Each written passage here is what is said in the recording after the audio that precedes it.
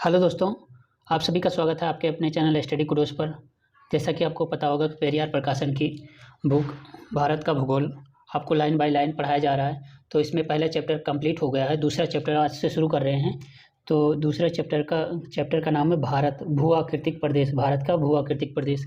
तो पहला इसमें शुरुआत कर रहे हैं, यहाँ से कह रहे हैं भू आकृति की दृश्य भारत में काफ़ी विविधता है।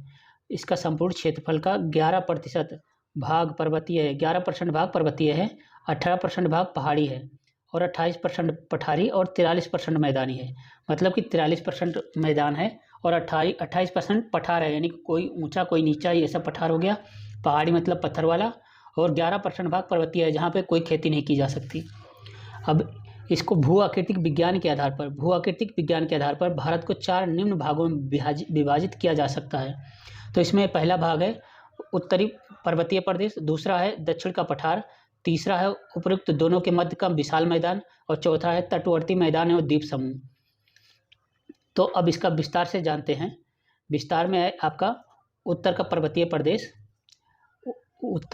प्रदेश में आप यह पहली लाइन से शुरू कर रहे हैं। यह पर्वतीय प्रदेश पश्चिम में जम्मू कश्मीर से लेकर, यानी जम्मू कश्मीर के लास्ट छोर से लेकर पूर्व में अरुणाचल प्रदेश तक 2500 किलोमीटर के अविच्छिन्न रूप से फैला हुआ है। 2500 किलोमीटर के दायरे में फैला हुआ, और इसका चौड़ाई जो है ये 200 किलोमीटर की अपेक्षा है, और पश्चिम में यह 500 किलोमीटर से अधिक चौड़ा है। मतलब आपका पूर्व में 200 किलोमीटर चौड़ा है और पश्चिम में ज़्यादा चौड़ा है। तो इसका मुख्य कारण है कि पश्चिम की अपेक्षा पूर्व में दबाव बल का अधिक होना। यही वजह है कि माउंट एवरेस्ट और कंचनजंगा जैसी ऊंची चोटियां पूर्वी हिमालय में विद्यमान हैं। तो माउंट एवरेस्ट और कंचनजंगा कहाँ पे विद्यमान है? तो ये है पूर्वी हिमालय में, इसे याद रखिएगा। हिमालय पर्वत का निर्माण यूरेशियाई प्लेट, अंगारा और इंडिका प्लेट के टकराने से हुआ। यूरेशियाई प्लेट मतलब अंगारा प्लेट और इंडिका प्लेट मतलब गोंडवाना प्लेट के टकराने से हुआ है। मतलब इनके दोनों प्लेट आपस एक दूसरे की तरफ आए, उसके बाद ये टकराई। और दूसरा सिद्धांत कह रहा, प्लेट टेक्टोनिक सिद्धांत के पहले यह माना जाता रहा कि हिमालय की उत्पत्ति टेथिस सागर में जमे मलबों में दबाव पड़ने से हुआ है। टेथिस सागर, जहाँ आज हिमालय है, वहाँ पर एक टेथिस सागर है। और अब जानते हैं समुद्र ऐसा होता है, तो यहाँ पे कोई भी नदी आ रही है तो यहाँ पे मलबा जमा कर रही है, तो जमा करते करते यहाँ पे जमता चला गया। तो जब तक प्लेट टेक्टोनिक सिद्धांत नहीं आया था, तब तक लोग ये मान्यता थी कि इसका मलबा जमा होने के बाद इसका निर्माण हुआ है। परंतु अभी भी इस मत को मान्यता प्राप्त है। अतः हम टेथिस सागर को हिमालय का गर्भगृह या जन्मस्थल भी कह सकते हैं। हिमालय विश्व का नवीनतम मोड़दार पर्वत है। कौन सा पर्वत है? मोड़दार पर्वत। इसका निर्माण अल्पाइन भू संचलन के तहत टर्शियरी काल में हुआ। तो ये इम्पोर्टेंट है, टर्शियरी काल में हुआ था और अल्पाइन भू संचलन के कारण हुआ था। आगे बढ़ते हैं। तो आप देखिए मैप में एक तरफ से देखिए, आपका ऊपर से अंगारा प्लेट इसको प्रेस कर रही है टेथिस सागर को, और नीचे से गोंडवाना प्लेट मतलब इंडिका प्लेट इसको घर्षण कर रही है, ऊपर से दोनों दबा रहे हैं। तो इसमें जब कोई भी चीज़ में अगर आप एक कागज़ ले लीजिए, उसके सिंपल रखिए और उसको दोनों तरफ से अगर दबाएंगे तो उसमें मोड़ पड़ेगा। तो उस मोड़ को इन्होंने ऐसे दर्शाया है, देख लीजिए कैसे है, ऐसे मोड़ पड़ जाएगा। आप कागज़ मोड़ेंगे तब भी आपको ऐसा ही फील होएगा। तो इसी तरह से हिमालय पर्वत की श्रृंखला का निर्माण हुआ है। तो ये तो रहा आपका मानचित्र हिमालय की उत्पत्ति का कैसे हुआ है।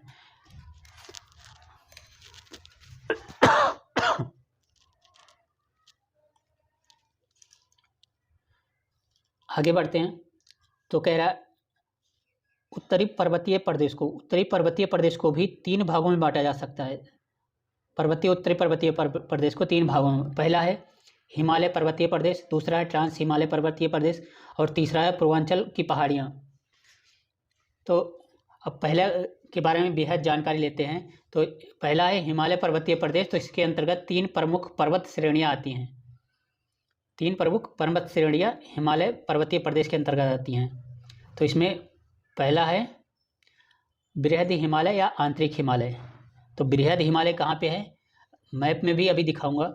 दूसरा है लघु हिमालय या हिमाचल श्रेणी। तीसरा है उप हिमालय या वाय हिमालय या शिवालिक श्रेणी। तो अब इसे मैप में भी देख लीजिए कहाँ पे कौन सब श्रेणी स्थित है। सबसे ऊपर तो आप जानते ही हैं कि यहाँ पे एक हिंदुकुश की श्रेणी आ रही है और दूसरी तरफ कुनलुन की श्रेणी जा रही है। तो यहाँ पे बीच में पामीर की पठार की गांठ है। तो अब यहाँ मैप में देखेंगे तो सबसे ऊपर आपको दिखेगा, सबसे पहली श्रेणी है काराकोरम। काराकोरम जो है उसी में K2 पर्वत श्रेणी है और उसके बाद है लद्दाख श्रेणी। और लद्दाख श्रेणी आगे, काराकोरम और लद्दाख श्रेणी आगे मिलके दोनों बनाते हैं कैलाश श्रेणी। ये नेपाल और उत्तराखंड में मिलती है और उसके बाद चाइना की बॉर्डर से मिलती हुई है। उसके बाद है बृहत हिमालय। बृहत हिमालय ये रहा आपका। और बृहत हिमालय और लद्दाख श्रेणी या काराकोरम श्रेणी के बीच में एक आपका है जास्कर श्रेणी। जास्कर श्रेणी ये आपका काराकोरम और बृहत हिमालय के बीच में है। अब सबसे नीचे है इसमें शिवालिक श्रेणी। शिवालिक श्रेणी और बृहत हिमालय के बीच में पीर पंजाल एक श्रेणी मिलती है और इसके बीच में पीर पंजाल का एक दर्रा भी है। तो इसलिए ये इम्पोर्टेंट है और पूछा जाता है। अब नदियाँ भी देख लीजिए, यहाँ पे आप देख ही रहे हैं तो नदियाँ भी देख लीजिए कौन सी नदी सबसे उत्तर में बहती है। कभी कभी क्वेश्चन पूछ लिया जाता है तो इसके लिए आप देख लीजिए सबसे उत्तर में बह रही है नदी, यहाँ से देखो सिंध, यहाँ सिंध ऊपर यहाँ पे है, ये देखो सिंध लिखा भी है और ये सिंध यहाँ से बहती हुई ऐसे ऐसे आ रही है यहाँ से यहाँ पर। और उसके बाद है दूसरी नदी झेलम नदी है। उसके बाद चेनाब है। जब दोनों यहाँ मिल जाती हैं उसके बाद तीसरी है रावी नदी, ये यहाँ पे सतलज आ रही है नीचे। उसके बाद ये ब्यास नदी है एक। उसके बाद सतलज नदी आती है। सतलज नदी में ये सारी नदियाँ मिल जाती हैं और सतलज नदी अंततः सिंधु नदी में मिलती है। तो सब ये पाकिस्तान के बॉर्डर के पास ही ये मिलती है। तो यहाँ पर ये पाकिस्तान में ही इनका संगम होता है। तो ये पाकिस्तान की इम्पोर्टेंट नदियाँ हैं जो कि भारत से होकर जा रही हैं और इन्हीं के ऊपर जो यहाँ पे हमारे बॉर्डर हैं वहाँ पे बांध बनाए जाने के लिए झगड़े चलते रहते हैं कि आपने पानी रोक लिया, ये कर लिया, वो कर लिया। ये पाकिस्तान की तरफ से आए दिन बयान आते रहते हैं। तो ये इम्पोर्टेंट हो जाती हैं, तो इनके बारे में ज़रूर पढ़ के जाएँ। अब आगे देखते हैं। आगे कह रहा है बृहत हिमालय। सब बृहत हिमालय का विस्तार दिया हुआ है कि इसमें क्या क्या है। बृहत हिमालय, इसे ही हिमाद्री या मुख्य हिमालय या बर्फीला हिमालय कहा गया है। यह सिंध नदी के गार्ज से, गार्ज कहीं भी नदी होती हैं तो अगर पहाड़ ऐसा है और इस यहाँ पे नदी आके गिरती है तो ये गार्ज हो गया, दोनों तरफ से पहाड़ हुआ और ये बीच में गिर रही है तो इसे गार्ज कहते हैं। तो ये गार्ज बन गया। तो ये गार्ज अरुणाचल प्रदेश में है और ब्रह्मपुत्र नदी तक के मोड़ तक फैली हुई है। विश्व की सर्वाधिक ऊंची चोटियाँ इसी श्रेणी में पाई जाती हैं, बृहद हिमालय में।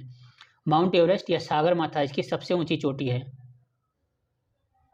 माउंट एवरेस्ट को सागर माथा भी कहते हैं। इस श्रेणी की ढाल उत्तर की ओर सिंधु एवं सापो नदी की ओर मंद है किंतु दक्षिण की ओर तीव्र है। इस श्रेणी के मध्यवर्ती भाग से गंगा, यमुना और उसकी सहायक नदियों का उद्गम है। इस श्रेणी को काटकर सिंध, ब्रह्मपुत्र, अलकनंदा ने पूर्ववर्ती घाटियों का निर्माण किया है। यानी कि बृहद हिमालय की श्रेणी को काटकर सिंधु, ब्रह्मपुत्र, अलकनंदा ने घाटियों का निर्माण किया है। आगे चलते हैं तो आगे बता रहा है कि पूर्ववर्ती नदी कौन होती है। यहाँ पे एक जगह दिया हुआ है पूर्ववर्ती घाटियाँ। ये पूर्ववर्ती घाटियाँ, पर यहाँ पे इन्होंने बताया पूर्ववर्ती नदी कौन सी होती है। एंटीसीडेंट रिवर कौन होती है। ये वो नदियाँ होती हैं जिनका निर्माण स्थल खंड में उत्थान के पहले हो चुका है। स्थल खंड में उत्थान के पहले हो चुका है, मतलब कोई स्थल खंड है उससे पहले ही वो नदी बह रही हो तब से, और ये उत्थान हो जाए उसके बाद, तभी इससे पहले वाले नदी को पूर्ववर्ती नदी कहते हैं। यदि नदी के मार्ग में स्थल खंड का उत्थान होता है तो पूर्ववर्ती नदी ऊंचे उठे स्थल खंड को काटकर पुनः अपने मार्ग एवं घाटी को सुरक्षित रख लेती है। क्योंकि यहाँ अगर ये उठ भी गया तब भी नदी अपना काट काट के अपना रास्ता बना लेती है, तो इसलिए इसे पूर्ववर्ती नदी कहते हैं। आगे देखते हैं। आगे है महान हिमालय की औसत ऊंचाई 6000 मीटर है। महान हिमालय के प्रमुख चोटियाँ माउंट एवरेस्ट 8848 मीटर दिया हुआ है, पर अब इसकी नई ऊंचाई है 8850 मीटर, यानी कि 2 मीटर इसकी ऊंचाई बढ़ चुकी है। दूसरी है कंचनजंगा 8598 मीटर, मकालू 8481 मीटर, धौलागिरी, नंगा पर्वत, अन्नपूर्णा, नंदा देवी बद्रीनाथ, केदारनाथ, नंदकोटा। एक बार इन्हें गूगल पे सर्च करके और इनकी ऊंचाई देख लीजिएगा, क्योंकि नई नई ऊंचाई बदलती रहती है। जो जिस पर्वत की ऊंचाई बढ़ गई उनके बारे में पूछ लिया तो आप इसमें आपके क्वेश्चन गलत हो जाएंगे, तो इसलिए एक बार इसे गूगल करके ज़रूर देख लीजिए। अब आगे बढ़ते हैं। हिमालय का सर्वोच्च शिखर चोटी माउंट एवरेस्ट। माउंट एवरेस्ट ही विश्व की सर्वोच्च चोटी है। भारत का सर्वोच्च शिखर माउंट K2 गाडविन ऑस्टिन है और यह काराकोरम पर्वत श्रेणी में तथा पाक अधिकृत कश्मीर का अंग है, जो कि भारत का अंग अभी नहीं है, पाक अधिकृत कश्मीर का अंग है। भारत में स्थित नेपाल की सबसे ऊंची चोटी कंचनजंगा, यह सिक्किम और नेपाल की सीमा पर स्थित है। आगे बढ़ते हैं। कह रहा महान हिमालय में पूर्व की तुलना में पश्चिम भाग में हिमालय की हिम रेखा की ऊंचाई अधिक है पूर्व की तुलना में, यानी आपके असम और अरुणाचल प्रदेश, नेपाल, इन भागों की अपेक्षा पश्चिम भाग में हिम रेखा, कश्मीर, हिमाचल प्रदेश, इन सब में हिम रेखा की ऊंचाई ज़्यादा है, यहाँ ज़्यादा बर्फ़ पड़ती है। अतः पूर्वी भाग में पश्चिम की अपेक्षा अधिक निचले भाग में बर्फ़ देखी जा सकती है, जिसके कारण है पश्चिमी भाग का अधिक शुष्क होना। वहाँ बारिश नहीं होती पश्चिमी भाग में। कश्मीर, लद्दाख ऐसी जगह है जहाँ बारिश ही बहुत नगण्य के बराबर होती है। अब हिम रेखा क्या होती है, इसके बारे में ये चित्र में दे रखा है कि पहले ऊंची हुई, फिर नीचे, फिर नीचे, फिर ऊंचे ऊंचे नीचे, ऊंचे नीचे होती रहती है। तो ये हिमालय की श्रृंखला में ऐसी हिम रेखा है। हिम रेखा वह रेखा है जिसके ऊपर तापमान सदा 0 डिग्री सेल्सियस से कम रहता है। Next page. अब दूसरा कह रहा लघु हिमालय या हिमाचल श्रेणी। तो इसका विस्तार बता रहा है। इसका विस्तार मुख्य हिमालय के दक्षिण में है। चौड़ाई इसकी 80 से 100 किलोमीटर के बीच है तथा औसत ऊंचाई 3700 से 4500 मीटर के बीच है। इसके अंतर्गत कई छोटी छोटी श्रेणियां हैं, तो उनके बारे में जानना बहुत ज़रूरी है। तो सबसे पहली श्रेणी है पीर पंजाल श्रेणी। अभी आपको ऊपर मैप में भी दिखा दिया था।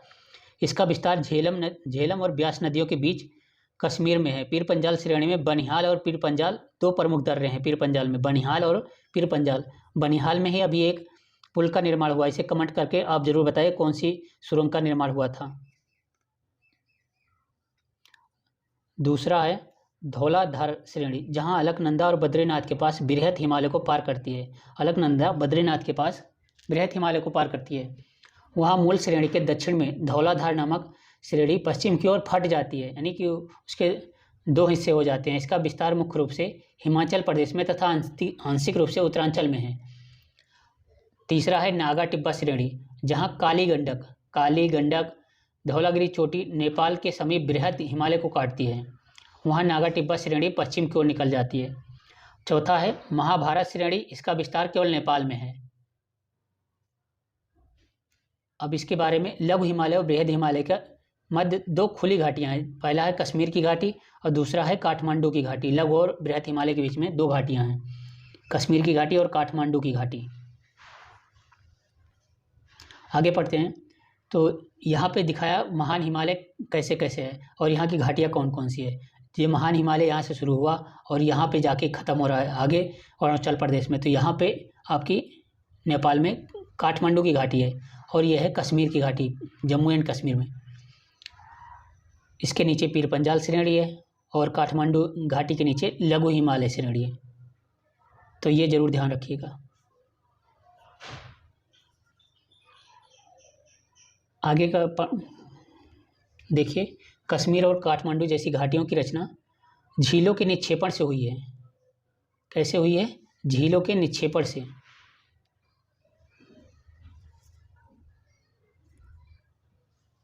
कश्मीर में पाई जाने वाली डल झील और वुलर झील इसके प्रमाण हैं। ये भी इसमें ध्यान रखिएगा, जो झील बताई जा रही है वो कहाँ पे है। कश्मीर झील कहाँ पे है? डल झील। कश्मीर में पाई जाने वाली कौन सी झील है? डल झील और वुलर झील। मीठे पानी की सबसे बड़ी झील कौन सी है? वो है वुलर झील। तो ये सब छोटे छोटे फैक्ट हैं जो झील बताई जा रही है उनके बारे में आपको सर्च कर लेना चाहिए। अपनी जो आप नोटबुक बना रहे हैं उस नोटबुक में ज़रूर उसके बारे में लिख लें। एक अलग सा कॉलम बनाइए छोटा सा, उसी में लिख लीजिए बॉक्स बना के। दूसरा है लाहौल स्पीति और कुल्लू की घाटी महान हिमालय और लघु हिमालय के बीच में है। लघु हिमालय का ढाल पर छोटे छोटे घास के मैदान पाए जाते हैं जिन्हें कश्मीर में मर्ग यथा सोनमर्ग या गुलमर्ग तथा उत्तराखंड में बुग्याल या प्यार कहा जाता है। गुलमर्ग शीतकालीन खेलों के केंद्र के रूप में प्रसिद्ध है। भारत का प्रसिद्ध स्वास्थ्यवर्धक स्थान शिमला, मसूरी, चकराता, नैनीताल, रानीखेत, दार्जिलिंग आदि लघु हिमालय के निचले भाग में अर्थात लघु हिमालय और शिवालिक श्रेणी के बीच में स्थित हैं। अब आगे बढ़ते हैं। इसका तीसरा है शिवालिक हिमालय या शिवालिक श्रेणी वाय हिमालय। शिवालिक श्रेणी लघु हिमालय के दक्षिण में अवस्थित है। इसका विस्तार पश्चिम में पंजाब के पटवार बेसिन से प्रारंभ होकर पूर्व में कोसी नदी तक है। हिमाचल प्रदेश और पंजाब में यह अधिक चौड़ा है शिवालिक श्रेणी का भाग, जबकि पूर्व में यह क्रमशः सकरा होता जा रहा है। मतलब यहाँ से खुला और ऐसे जा रहा है, ऐसे, तो ये सकरा होता गया, तो ये हो गया इसका भाग शिवालिक श्रेणी का।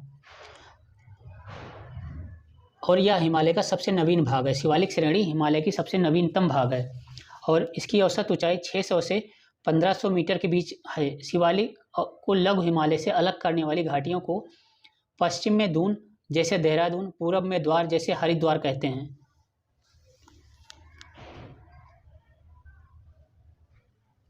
अब दूसरा पार्ट आ गया। दूसरे पार्ट में है ट्रांस हिमालय या तिब्बत हिमालय श्रेणी, और इसके बारे में बता रहे हैं कि यह महान हिमालय के उत्तर में स्थित है। महान हिमालय से भी उत्तर में स्थित है। ऊपर आपको मैप में दिखाया जा चुका है। इसमें काराकोरम, लद्दाख, जास्कर, कैलाश पर्वत श्रेणियां शामिल हैं। काराकोरम श्रेणी को उच्च एशिया की रीढ़ कहा जाता है।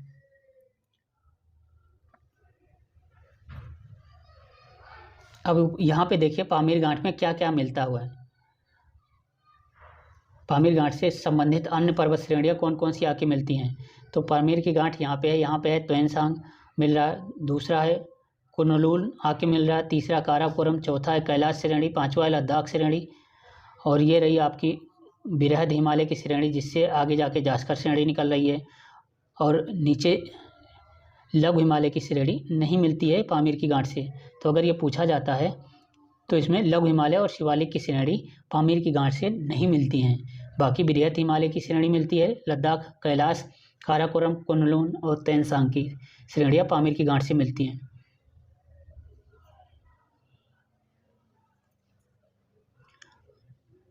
चित्र तो देख लिया। अब उपरोक्त चित्र का नीचे विवरण दिया गया है। तो कह रहा है हिमालय क्षेत्र के पर्वत की जटिलताओं को सरल रूप में देखा जा सकता है उपरोक्त चित्र के द्वारा। सिंधु नदी जास्कर और लद्दाख श्रेणी के बीच से बहती है तथा लद्दाख श्रेणी को बुंजी नामक स्थान पर काटकर भारत की सबसे गहरी गाज 5200 मीटर गहरी गाज का निर्माण करती है। कौन? सिंधु नदी बुंजी नामक स्थान पर भारत की सबसे गहरी गाज का निर्माण करती है। अब तीसरा है पूर्वांचल की पहाड़ियाँ। पूर्वांचल की पहाड़ियों में सबसे पहले देखिए ये भारत के उत्तर पूर्वी राज्य में फैली हुई हैं। इनमें से कई भारत और म्यांमार की सीमा रेखा के साथ फैली हैं तथा कई देशों के आंतरिक हिस्सों में हैं, यथा पटकाई बूम, नागा पहाड़ियाँ तथा मीजो पहाड़ियाँ। पूर्वांचल की प्रमुख पहाड़ियों के निम्न मानचित्र को देखा जा सकता है। तो निम्न मानचित्र देख लीजिए और उसके नीचे सारे इनके बारे में डिटेल दी हुई है। मैं आपको इसको और छोटा कर देता हूँ तो हो सकता है आपको पूरा दिख जाए। तो ये रही आपकी पूरा मैप। तो यहाँ पे सारी श्रेणियों के नाम दिए हुए हैं। आप चाहें तो इसे स्क्रीनशॉट ले लीजिए और बड़ा करके फिर देख सकते हैं। थोड़ा और ऊपर कर देता हूँ ताकि आपको सारे दिख जाएं मैप में। तो ये रहा मैप और इसे आप स्क्रीनशॉट ज़रूर ले लीजिए और इसके बारे में एक एक नंबर की पहाड़ियों को मिला के आप अपनी मैप में बनाएं और मैप में भी इनको एक बार कौन कौन सी नदी, कौन कौन सी पहाड़ियाँ यहाँ पे हैं लोकेट कर लें, तो आपको ज़्यादा ईजी होगा कि कहाँ कहाँ पे है। इसी बहाने आपकी एक्सरसाइज भी हो जाएगी मैप की और ये पूर्वोत्तर भारत की। आगे बढ़ते हैं।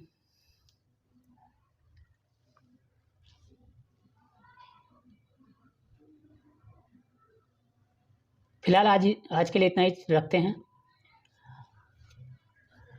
नेक्स्ट डे आगे के दूसरे पार्ट में पूरा वीडियो कंप्लीट करेंगे और पूरा चैप्टर भी कंप्लीट करेंगे। तो आपको हमारा वीडियो कैसा लग रहा है इसके बारे में हमें कमेंट बॉक्स में ज़रूर बताएं। अगर आपको हमारा वीडियो अच्छा लग रहा है तो इसे अपने फ्रेंड के साथ शेयर ज़रूर करें ताकि इसका ज़्यादा से ज़्यादा लोगों तक फ़ायदा पहुंच सके। और अभी तक आपने सब्सक्राइब नहीं किया तो सब्सक्राइब करके ज़रूर जाएं। Thank you.